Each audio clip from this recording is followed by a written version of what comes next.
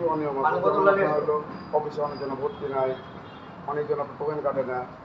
আসলে তো টোকেন ছাড়া তো আপনার হলো ওদেরকে এই রাস্তাতে চলতে দেওয়া যাবে আইনগত। আর যারা ভর্তি হয়নি তাদেরকে অনেকবার আপনার রিকোয়েস্ট করে দিয়েছি ভর্তি হন। ওরা আপনার হলো আমাদেরকে কথা দিয়েছে, কথা দেওয়ার পরে আপনার হলো ওরা আমাদেরকে পাশ কাটিয়ে আপনার অনেকজনে দেখা যাচ্ছে না, পালিয়ে গেছে। অনেক জায়গা থেকে আপনার হলো ওই ইয়ার জায়গা থেকে, অন্য জায়গা থেকে ভাড়া নিচ্ছে।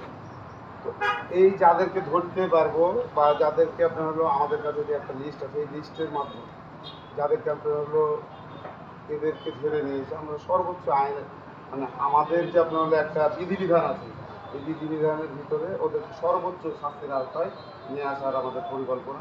এবং ওদেরকে আমরা সর্বোচ্চ সহযোগিতা করেছি যে ভাই আজ হতে পারছেন না, আপনি কালকে বলুন, কাল হতে পারছে না পরশু বলুন। কিন্তু এরা একের পর এক আপনার হলো মিথ্যা বিভ্রান্তি কথাবার্তা বলছে। আমরা চাই এই পরিবেশটা যেন সুন্দর থাকে, সুন্দরভাবে সবাইকে নিয়ে আমরা চলতে চাই। ওদের সহযোগিতা আমাদের সহযোগিতা নিয়েই এই রোগটা আমরা পরিচালনা করছি। এই এটাই আমাদের মন্তব্য এবং আমাদের ধন্যবাদ।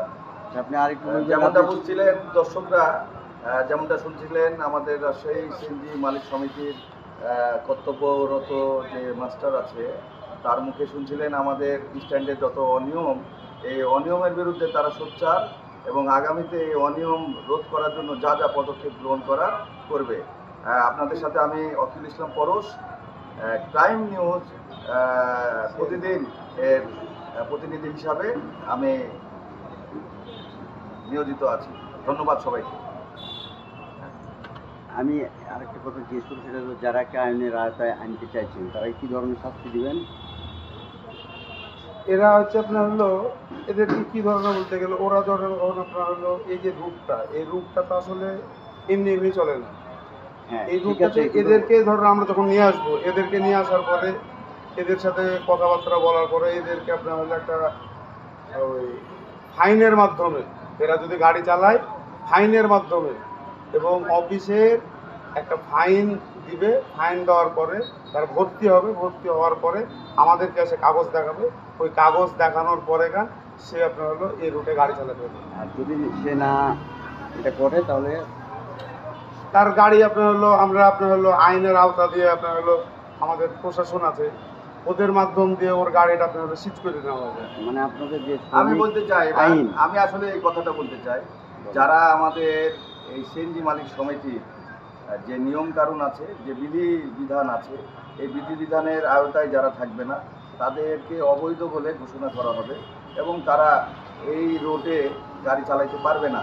এটা হচ্ছে আইনিভাবে আমরা পদক্ষেপ গ্রহণ করব এবং সিএনজি মালিক সমিতির পক্ষ থেকে যতটা কঠোর হওয়া যায় আমরা কঠোর হব, যাতে করে রাস্তাঘাটে নিয়ম শৃঙ্খলা থাকে, যানবাহন যাতে একটা শৃঙ্খলার মধ্যে চলাচল করতে পারে এবং আমরা যাত্রীদেরকে একটা সুন্দর সেবা দিতে পারি। এই প্রত্যাশাতেই আমাদের সিএনজি মালিক সমিতি অগ্রগতি এবং আগামীতে আমরা চাই যে এই সিএনজি মালিক সমিতির আন্ডারে যেসব সিএনজি থাকবে তাদেরকে একটা সুন্দর ভবিষ্যৎ দেওয়ার জন্য যা যা